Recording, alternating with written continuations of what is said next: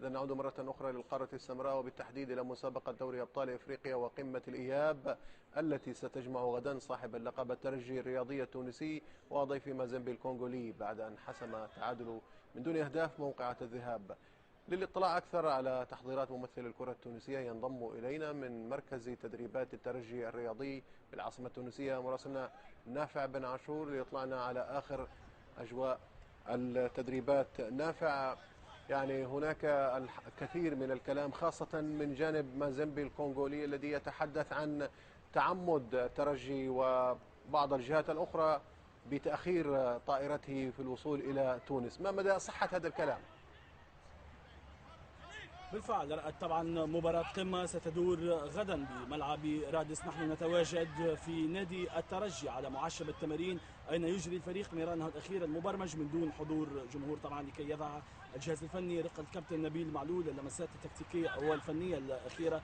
كل الشكر لإدارة نادي الترجي وكذلك للجهاز الفني والكابتن نبيل معلول على السماح للجزيرة الرياضية بالتواجد في قلب الحدث في ملعب التمارين. طبعا الحدث في هذا النهائي صنعه فريق مازيمبي طبعا من خلال احتجاجات كبيرة وحبر كثير أسيل في الصحف الكونغولية وفي الموقع الرسمي لتي بي مازيمبي في اتهام صريح لإدارة الترجي أنها تحكمت حتى في الأجواء التونسية في إطار طبعا الحرب النفسية قبل المباراة وعطلت فريق مازيمبي في وقفته التقنية بطائرته الخاصة في نجمنا التشادية وكثير من الكلام طبعا للخوض في أجواء الدور نصف النهائي. وأيضا حول هذه المسألة إلى جانب مدير الكرة في الفريق الترجي الرياضي التونسي الكابتن رياض بن نور. كابتن رياض مرحبا بك في الجزيرة الرياضية الإخبارية. كابتن رياض طبعا سنتحدث عن المباراة النصف النهائية الهامة طبعا 90 دقيقة تفصلكم عن نهائي ثالث على التوالي التاريخي بالنسبة لعميد الأندية التونسية، لكن الصحف الكونغولية وأيضا وفد مازيمبي اتهمكم أنكم كنتم تحكمتم حتى في الأجواء التونسية وعطلتم طائرتهم في تشاد لمدة 3 ساعات في إطار التأثير قبل المباراة. أكيد بالمقارنة ينجموا هما يفكروا في المواضيع هذه بما أنه بالمقارنة مع ما يحدث في الكونغو معناها خاصة في مقاطعة كاتانجا في البومباتشي بالذات أين رئيس النادي رجل الأعمال المعروف مويز هو نقولوا احنا لو جوفرنور يعني حاكم المقاطعة وهو يحكم في البر وفي الجو. احنا في تونس معنا فريق كرة قدم شعبي معروف الفريق الأول في تونس ولكن الأمور هذه معناها تتجاوزنا. هذه أمور الطيران أمور حكومة أمور يعني.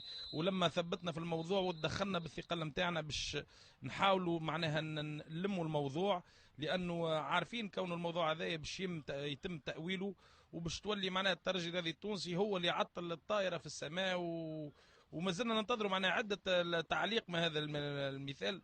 لما شفنا الملف وتسائلنا احنا بيدنا الطائرة هذه اللي هي طائرة خاصة بعثت أوراق رسمية فما خاصة فما ورق اسمه الأو سي هذا تم تعويضه بالنسبة للطائرة هذه بترخيص من الوزارة الكونغولية للنقل. الترخيص هذا يقول بصريح العبارة وعندنا كل المستندات انه الطائرة هذه ما تنجم تقلع وما تنجم تكون الا في معناها في الاسباس ايريان يعني في الاجواء الكونغولية. ولذا معناها الدولة التونسية ما كانتش تنجم تاخذ مسؤولية متاع طائرة ما عندهاش الحق تتنقل لأنه هذا قانون دولي باش تحط في تونس. ورغم هذا صارت تدخلات كبيرة ومشكورة للسلطات التونسية احتواء للموضوع باش ما يصيرش تأويل الموضوع.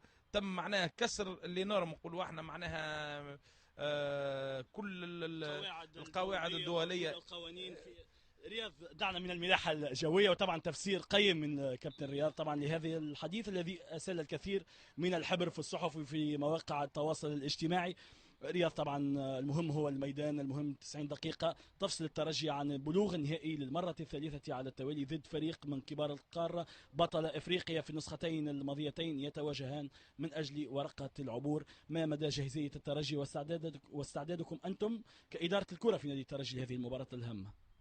مباراة صعبة للغاية. احنا عارفين من الأول معناها لما تكون متواجد في مجموعة اللي هي أقل قوة من المجموعة الثانية أكيد المنافس اللي بيجي من المجموعة الحديدية اللي كانت فيها مازيمبي والنادي الأهلي والزمالك وتشيلسي باش يكون المنافس ماهوش بالهين.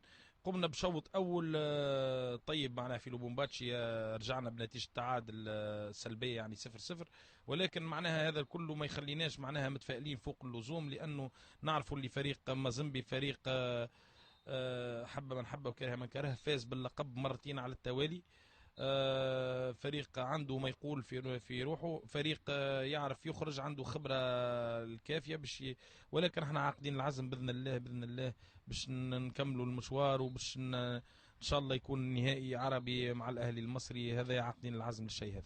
كل تمنياتنا بالتوفيق لكم كابتن رياض، ونترك للاجتماع الفني مع فريق مازيمبي ومع ممثل الاتحاد الافريقي. وشكرا لك كابتن رياض بن نور.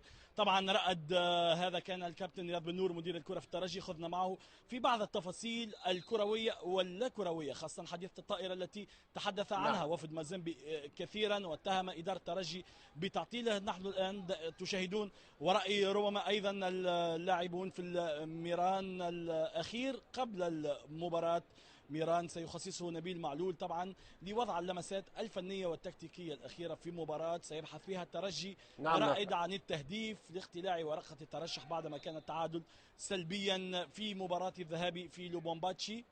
نعم رائد. نافع بن عاشور، شكرا جزيلا لك.